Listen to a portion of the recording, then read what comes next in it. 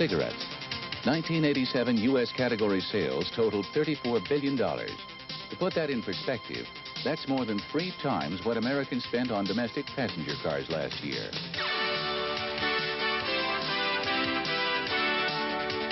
Clearly, cigarettes is a powerful and dynamic category. The cigarette category is also among the most profitable dry grocery categories in the supermarket and one of the most misunderstood. Despite an enormous direct product profit, the cigarette department is rarely given adequate attention in supermarkets. The result? Super's share of industry sales has stagnated in recent years. Supermarket operators need to rethink cigarette merchandising strategies to prevent competition not only from other supers, but also from beyond the boundaries of their trade class. A number of factors drive cigarettes' remarkable profitability, such as the category's tremendous consumer base. Roughly 50 million people, or nearly 30% of the adult population, smoke. Next, there's high value. Few supermarket items can match the $11 retail price of a carton of cigarettes. A typical supermarket transaction becomes about 1/3 greater when a carton of cigarettes is included. And high volume. The average store sells about 400 cartons and 1,600 packs of cigarettes each week. Another consideration is the cost of sales. Cigarettes are easy and efficient to handle, and manufacturers' shelf allowances in many cases offset the retail occupancy costs. Supermarkets and grocery stores account for 40% of total cigarette volume, or nearly $14 billion in sales. This may sound good, but supermarkets face increasing challenges from other trade classes, most notably convenience stores. There are several reasons why supermarket share of cigarette sales has leveled. Cigarette smokers are among the most brand-loyal consumers. In fact, some studies suggest that when consumers can't find the brand they want, over 60% will go elsewhere. Maintaining an adequate in-stock inventory for the variety of brands and packings needed to satisfy today's consumer requires a lot more attention than it once did. Consider this. In 1980, you could satisfy 99% of your customer base with 132 brands and 161 rows to display the product properly. Today, you need 228 brands and 260 rows to reach that level, an increase of more than 60% in shelf space. Space, as we're all well aware, is a critical issue today. The average new supermarket is nearly 40,000 square feet. Yet cigarettes get the same amount of space they got in 1980 when new stores averaged 33,000 square feet. Most retailers, regardless of store size, just haven't increased the space needed to meet the demand. Many chains seeking uniform merchandising make decisions in isolation of local factors and sales demands.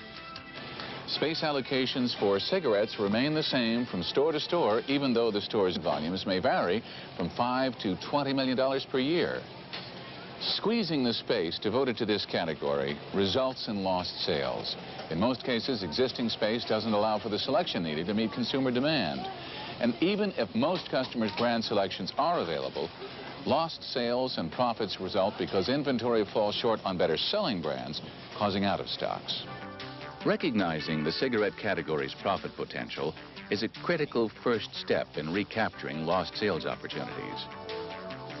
When analyzing the performance of cigarette departments, many operators still view manufacturer shelf payments as the primary profit contributor. That's a mistake.